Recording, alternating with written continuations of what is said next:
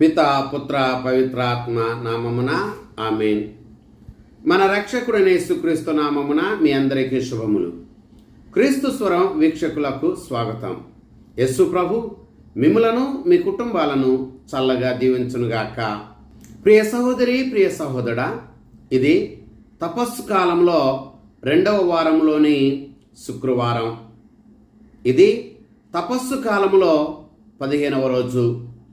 ఈనాటి సువార్త పఠనము మత్తయి సువార్త 21వ అధ్యాయము 33వ వచనము నుంచి 43వ వచనం వరకు మరియు 45వ వచనము నుంచి 46వ వచనం వరకు. ప్రియ సహోదరి, ప్రియ సహోదరా, తపస్సు కాలం కేవలము మనం ప్రార్థనలు ఉపవాసాలు చేసే కాలం మాత్రమే కాదు. తపస్సు కాలం దేవుడు మన జీవితం నుంచి మంచి ఫలాలను ఆశించే కాలం. తపస్సు కాలం దేవుడు మన జీవితం నుండి మంచి ఫలాలను విజ్ఞప్తి చేసేటువంటి కాలం. తపస్సు కాలం దేవుడు మన జీవితం నుండి మంచి ఫలాల కోసం ఎదురు చూసేటువంటి కాలం. కనుక తపస్సు కాలం అంటే క్యాలెండర్లో ఏదో 40 రోజులు అని మాత్రమే కాదు. ప్రభువు మన నుండి మంచి ఫలాలను విజ్ఞప్తి చేసేటువంటి కాలం, ఆశించేటువంటి కాలం. ఈరోజు మనం వింటూ ఉన్నటువంటి సువార్త పట్టణంలో మత్తయి సువార్త 21వ అధ్యాయం 33వ వచనములో ద్రాక్ష తోట యజమాని పొలాన్ని అన్ని విధాలుగా సిద్ధము చేసి పొలములో ఉన్నటువంటి రాళ్లను, రెప్పలను, తుప్పను తీసివేసి ఆ పొలములో ద్రాక్ష తోటను నాటించాడు. ఆ ద్రాక్ష తోటను ఏది కూడా పాడు చేయకుండా ఉండటానికి దాని చుట్టూ కూడా కంచె వేయించాడు. గానుగ కోసం గోతిని త్రవ్వించాడు. గోపురాన్ని నిర్మించాడు. అన్నీ కూడా సిద్ధం చేసిన తర్వాత ఆ ద్రాక్ష తోట యజమాని ఆ ద్రాక్ష తోటను కౌలుకు ఇచ్చాడు. ఇచ్చి తను దూరదేశానికి వెళ్ళాడు. ప్రియ సహోదరి, ప్రియ సహోదరా, భూస్వామి కౌలుదారుల ఈ ఉపమానంలో ఈ ద్రాక్ష తోట యజమాని దేవుడే. ఈ కౌలుదారులు మనమందరం.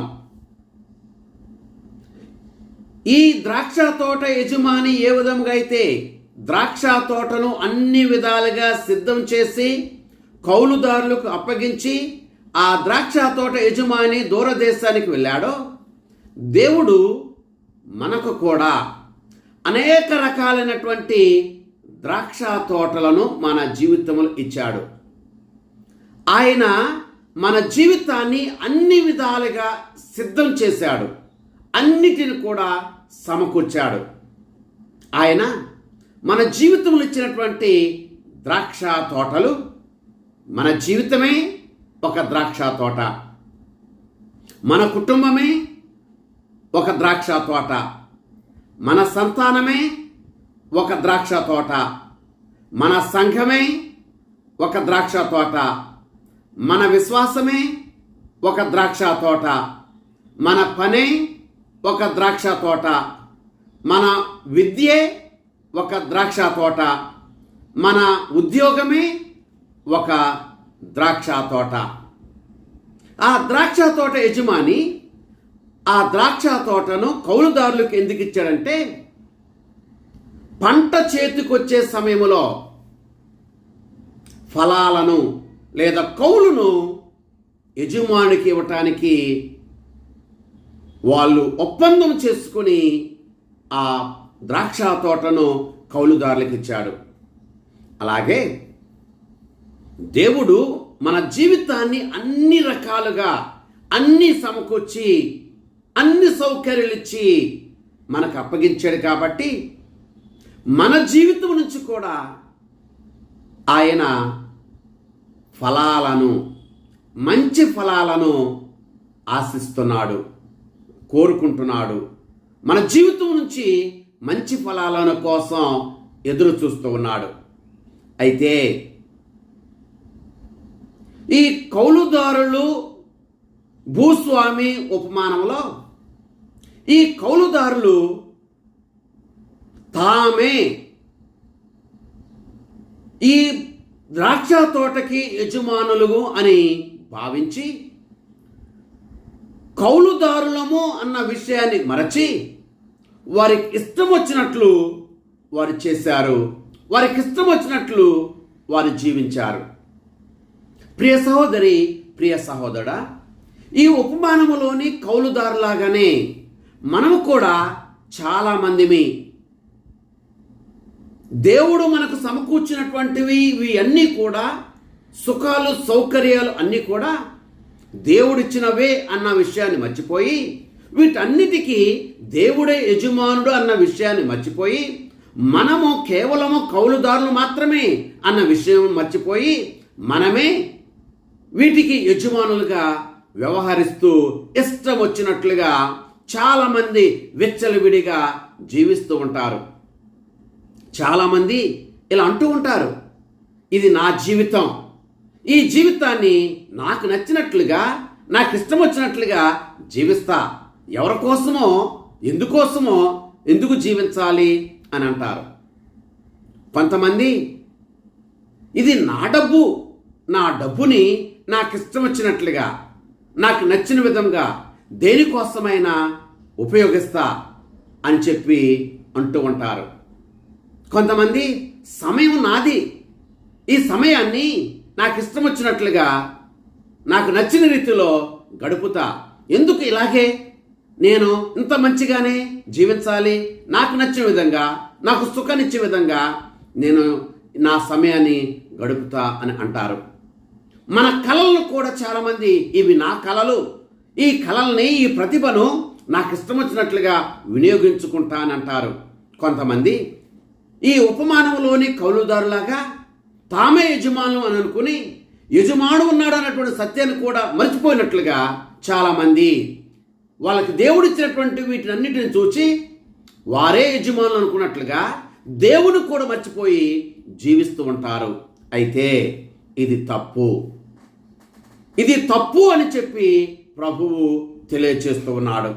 ఒక రోజు వస్తుంది, ఆ రోజున ఆ యజమానుడు ఆ కౌలు కోసం, ఆ ఫలాల కోసం పంపిస్తాడు. ఆ కౌలు ఆ ఫలాలను కానీ మనం ఇవ్వకుండా తిరస్కరిస్తే, తిరస్కరించినటువంటి దాని ఫలం, ఆ నష్టం చాలా తీవ్రంగా ఉంటుంది. ఉపమానంలోని కౌలుదారులు యజమానుడు సేవకులను పంపిస్తే సేవకుల్ని పట్టి కొట్టి చంపారు. తన కుమారుని పంపించిన కుమారుని కూడా పట్టి కొట్టి చంపారు. మనం కూడా దేవుని వాక్కును, దేవుని మంచితనాన్ని, దేవుని ప్రేమను మనం తిరస్కరిస్తూ ఉంటాం. తిరస్కరిస్తే దాని ఫలం, దాని నష్టం తీవ్రము అని చెప్పి మనం గ్రహించాలి. ఆ యజమానుడు వచ్చి ఆ ఫలాలు ఇవ్వనటువంటి, ఆ కౌలును ఇవ్వనటువంటి ఆ కౌలుదారు నుంచి తన ద్రాక్ష తోటను తీసుకుని సకాలములో కౌలును ఇవ్వగలిగినటువంటి వారికి ఇచ్చాడు. మన జీవితంలో కూడా మనకిచ్చినటువంటి వాటిని మనం సద్వినియోగం చేయకపోతే, కౌలుదారులు మన విషయాన్ని మర్చిపోయి భూస్వాములుగా, యజమానులుగా వ్యవహరించి ఇష్టం వచ్చినట్లుగా విచ్చలవిడిగా జీవిస్తే మన నుండి కూడా మనకి ఇవ్వబడినవి తీసివేయబడతాయి. ఈరోజు ప్రభువు ఈ తపస్సు కాలంలో మన నుండి ఆశిస్తున్నటువంటిది ఇదే. మన నుండి కూడా ఫలాలను, మంచి ఫలాలను ఆయన కోరుకుంటున్నాడు, మన నుండి ఆశిస్తున్నాడు, మన నుండి ఆ మంచి ఫలాలను విజ్ఞప్తి చేస్తూ ఉన్నాడు. ప్రభువు మన నుండి కోరుకుంటున్న, విజ్ఞప్తి చేస్తూ ఉన్న 10 మంచి ఫలాలను ఇప్పుడు మనం ధ్యానం చేద్దాం. నెంబర్ 1, ప్రభువు మన నుండి కోరుకుంటున్నటువంటి మంచి ఫలం పశ్చాత్తాపం. మత్తయి సువార్త 3వ అధ్యాయము 8వ వచనము. నెంబర్ 2, ప్రభువు మన నుండి కోరుకుంటున్నటువంటి మంచి ఫలం క్షమాపణ. మత్తయి సువార్త 6వ అధ్యాయము 14-15 వచనములు. నెంబర్ 3, ప్రభువు మన నుండి కోరుకుంటున్న మంచి ఫలం దాతృత్వం. అపోస్తుల కార్యములు 20వ అధ్యాయము 35వ వచనము. నెంబర్ 4, ప్రభువు మన నుండి కోరుకుంటున్న మంచి ఫలం వినయం. యాకోబు గారు రాసిన లేఖ 4వ అధ్యాయము 10వ వచనము. నెంబర్ 5, ప్రభువు మన నుండి కోరుకుంటున్నటువంటి మంచి ఫలం నీతి న్యాయం. యెషయా గ్రంథము 5వ అధ్యాయము 7వ వచనము. నెంబర్ 6, ప్రభువు మన నుండి కోరుకుంటున్నటువంటి మంచి ఫలము ప్రేమ కనికరం. హోషేయ గ్రంథము 6వ అధ్యాయము 6వ వచనము. నెంబర్ 7, ప్రభువు మన నుండి కోరుకుంటున్నటువంటి మంచి ఫలము విధేయత. మత్తయి సువార్త 7వ అధ్యాయము 21వ వచనము. నెంబర్ 8, ప్రభువు మన నుండి కోరుకుంటున్నటువంటి మంచి ఫలము మంచి కార్యములు. యాకోబు గారు రాసిన లేఖ 2వ అధ్యాయం 17వ వచనము. నెంబర్ 9, ప్రభువు మన నుండి కోరుకుంటున్నటువంటి మంచి ఫలము ప్రార్థన. మత్తయి సువార్త 6వ అధ్యాయము 6వ వచనము. నెంబర్ 10, ప్రభువు మన నుండి కోరుకుంటున్న మంచి ఫలము ఆత్మ ఫలాలు. గలతీయులకు రాసిన లేఖ 5వ అధ్యాయము 22-23 వచనములు. కనుక ఈ తపస్సు కాలంలో ప్రభువు మన నుండి మంచి ఫలాల కోసం ఎదురు చూస్తున్నాడు కనుక మంచి ఫలాలు ఇచ్చే జీవితాన్ని మనం జీవిద్దాం. ఆ ప్రభు మనలను మన కుటుంబాలను చల్లగా దీవించునుగాక. ఆమేన్. పిత పుత్ర పవిత్రాత్మ నామమున ఆమేన్.